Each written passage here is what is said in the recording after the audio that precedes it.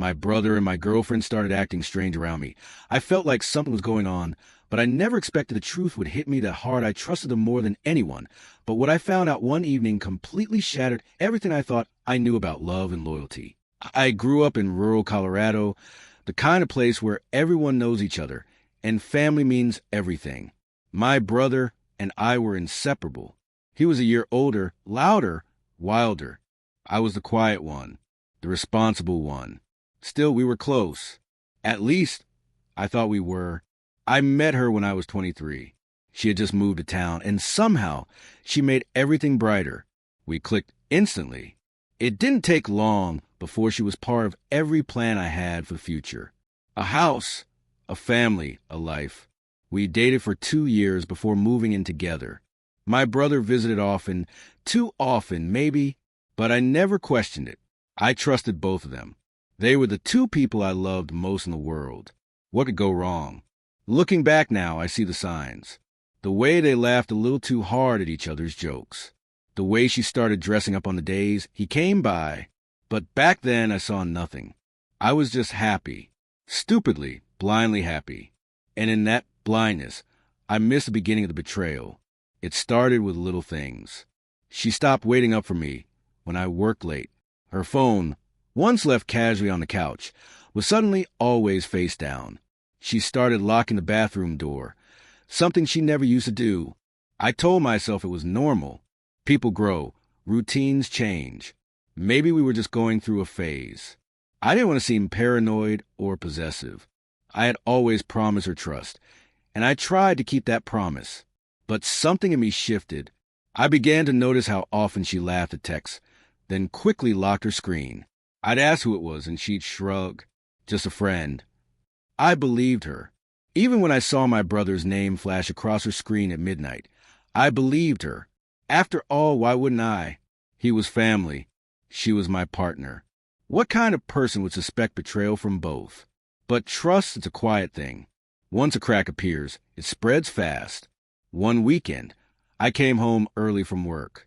It was supposed to be a surprise. I even brought takeout from her favorite place. But as I stepped into the apartment, I noticed something strange. 2 glasses of wine sat on the coffee table, still half full. A faint scent of his cologne lingered in the air, one I knew too well from years of hand-me-downs and shared spaces. My brother had been there. Recently, she told me he had stopped by to borrow something, that they only talked for a few minutes. I nodded, smiled, even pretended like it didn't sting. But something about the way she avoided eye contact, the way she cleared the glasses too quickly, it stayed with me. I didn't say anything. I wanted to believe it was innocent, that I was overthinking it. But I'd lived with my brother my whole life. I knew the sound of his footsteps. I could still hear them echoing in the hallway, long after he was gone. The next few weeks felt like walking on broken glass, pretending not to bleed. She was warmer with me, more attentive, almost guilty. She started planning little date nights, asking how work was, laughing at jokes she used to ignore. Anyone else would have called it sweet. A second wind in the relationship. But I knew better. It wasn't love. It was cover. My brother stopped coming around. No texts, no surprise visits, no invitations to grab a drink. He'd gone quiet, and that silence screamed louder than any confession. I told myself it was nothing, just life, pulling us all in different directions. But deep down, I felt it. Something had happened. Something neither of them was ready to admit, and I wasn't ready to hear.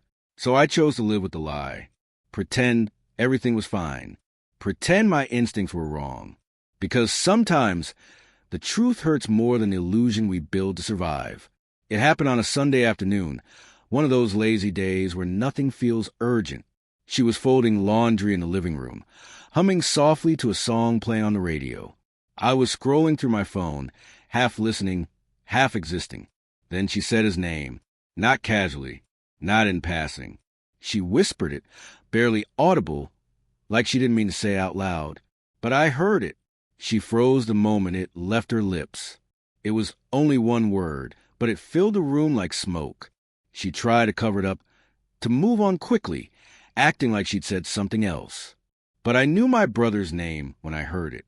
And I knew the tone people use when they remembered something intimate. I didn't say anything, just nodded, looked back down at my phone. My heart was racing, but my face stayed calm.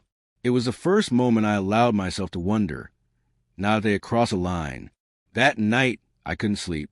Her breathing beside me was slow, steady, peaceful, like she had nothing to hide, like nothing was wrong. But something was. The next morning, while she was in the shower, I checked her phone. My hands were shaking, not from guilt, but from fear. Fear of what I might find. Fear that the lie I had been clinging to was about to break. Most of the messages were gone. Clean. Too clean. Even her message history with my brother, wiped. That alone told me everything I needed to know. But there was one thing she missed. One old photo buried in her gallery, taken just 2 weeks ago. She was smiling in it, dressed in something I had never seen before, sitting on a couch that wasn't ours. And next to her, just barely in the frame, was his arm, his tattoo, the one on his forearm, the one he got after a drunken night during college, the one I always tease him about. I stared at that photo for a long time. Proof doesn't always shout. Sometimes it whispers. After seeing that photo, something in me shut down. I didn't confront her. I didn't scream. I didn't cry. I just disconnected. I went to work. I smiled when I needed to. Came home. Ate dinner. Slept beside her. But everything I did was mechanical. Like I was watching my life from outside my own body. She noticed, of course. Asked if I was okay. Asked if I was stressed. I nodded. Said I was tired. Tired wasn't the word. I was empty. I stopped asking where she was going. I stopped caring when she came home late. Whatever we had, whatever I thought we were, it was gone. It just hadn't been buried yet. But the worst part wasn't the betrayal.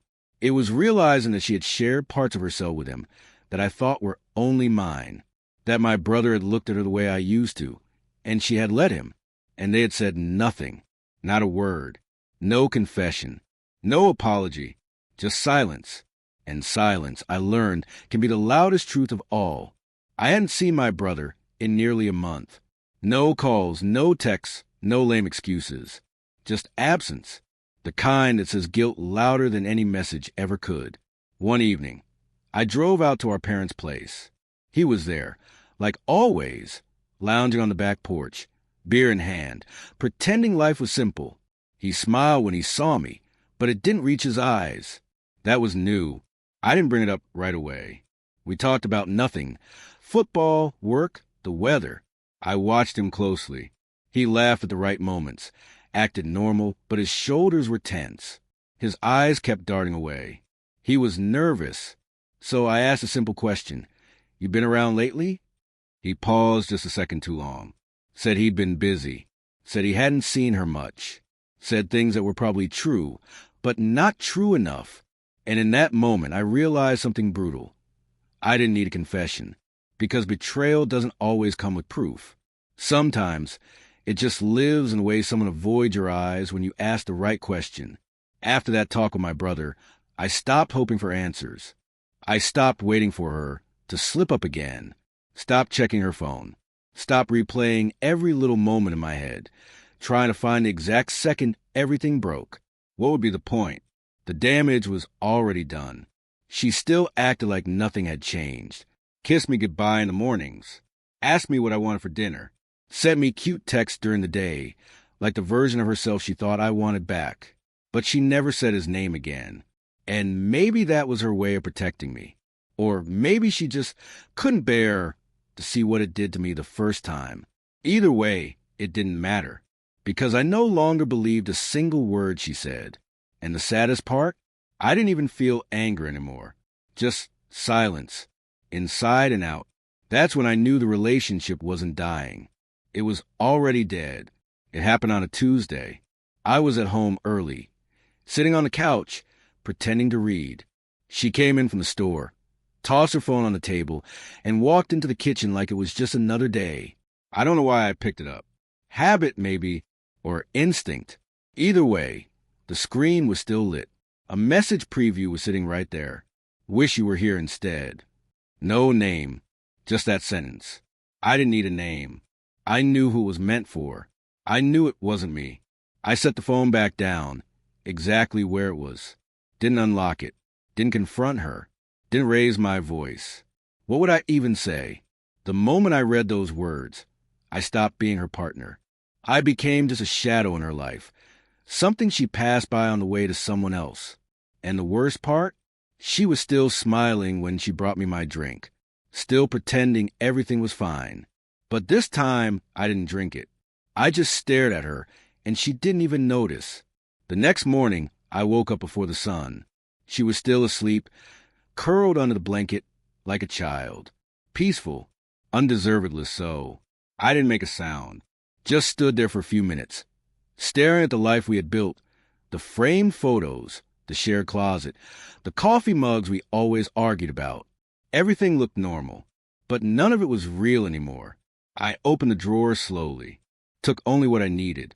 A bag of clothes, my documents, a few personal things. Left the rest. I didn't want memories. I didn't want reminders. Before I zipped the bag, I placed one thing on the bed beside her, the printed screenshot of the message. No note, no explanation. She would know what it meant. I walked out of that apartment like a man leaving a dream he should have woken from years ago. No tears, no shouting, just silence. The same silence they both had given me. Except this time it was mine. I didn't go far. Just a small motel on the edge of town. One of those places with buzzing lights and thin walls, where the air smells like old carpet and bad decisions. But for now it was enough. The first night alone was the hardest. Not because I missed her, but because I missed the version of me that believed her. That version felt so distant now. Like someone I had invented to survive. I didn't tell anyone. Not my parents. Not my friends. Not even him. Especially not him. I stared at the ceiling for hours that night, listening to strangers through the walls, wondering how many other people had slept here after being broken by someone they trusted. The room was cold, the bed too stiff, but oddly it felt honest. Nothing in it pretended to be more than what it was. Unlike the life I had just walked away from. A few days later, he showed up. I was standing outside the motel, drinking burnt coffee from a plastic cup, when I saw his car pull in. Same old rusted truck. Same look in his eyes, the one that used to mean brother, but now just looked like guilt wearing his skin. He stepped out slowly, said nothing at first, just stared at me like he didn't know what to say. Good, because there was nothing left to say. He opened his mouth a few times, like words were fighting to get out. Apologies, explanations, maybe even denial. I didn't care. I didn't need them. I had already heard everything I needed the night he went silent. I turned back toward my room, took a slow sip of coffee, and then I said the only thing I would ever say to him again. Leave. No anger, no drama, just a truth that didn't need an argument. He stood there for a few more seconds, then nodded, almost like he was relieved, and then he left. For good, I hope. She came to the motel 2 days later. I heard the knock before I saw her, soft, hesitant, like she was hoping I wouldn't answer. But I did. I opened the door, and there she was, standing in a hallway with puffy eyes and a folder clutched to her chest. Inside were letters, photos, receipts from old vacations, the kind of sentimental things people gather when they realize what they're about to lose. She didn't cry, not right away. She just looked at me with that desperate kind of sadness, the one that only shows up when regret comes too late. I didn't speak. She reached for my hand. I didn't pull away. She said things, but I barely heard them. Something about mistakes, about still loving me, about how it didn't mean anything. The usual lines people use when they've already destroyed everything worth saving. I looked at her like she was someone I used to know, and then I quietly closed the door, not out of cruelty, but because there's a difference between forgiveness and forgetting. And I was finally ready to remember who I was without her. It's been months now. The apartment is gone. So is the motel. I found a small place outside the city. Quiet, nothing fancy. Just space to breathe, to think. To start again without needing to explain why. People still ask what happened. I usually just smile and say, life happened, because saying the real story out loud makes it feel heavier than it already is. She messaged me once. A long paragraph I didn't read. I saw the preview and deleted it, not out of hate, but because some chapters need to stay closed. Rereading them only reopens wounds that already learned how to scar. And my brother? I haven't seen him. Don't plan to. Maybe one day we'll run into each other. Maybe not. Either way, I've made peace with it. The truth is, healing doesn't always come with closure. Sometimes it just comes with distance, with quiet mornings, with remembering how to laugh without flinching. I don't know what comes next, but for the first time in a long time, I'm okay not knowing.